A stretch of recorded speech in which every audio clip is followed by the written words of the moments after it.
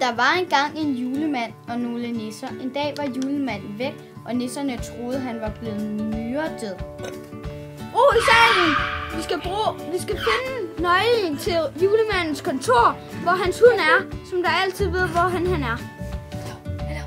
De kiggede og kiggede. De kiggede i skorstenen, kiggede i stuen. De kiggede selv i køleskabet. Men de alle sammen sagde, ikke her. Hvad, Rudolf?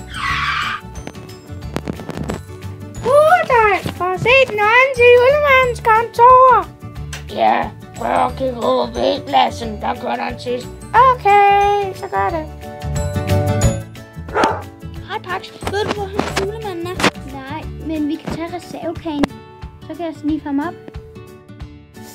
Der er julemanden! Der var han jo! Jeg tog lige en lille lur. Jeg kommer nu. Julemanden forklarede sig. Han havde spist lidt for meget på det sidste, så han skulle tage sig en lur. Og nisserne var glade, og de levede lykkeligt til deres dages ende.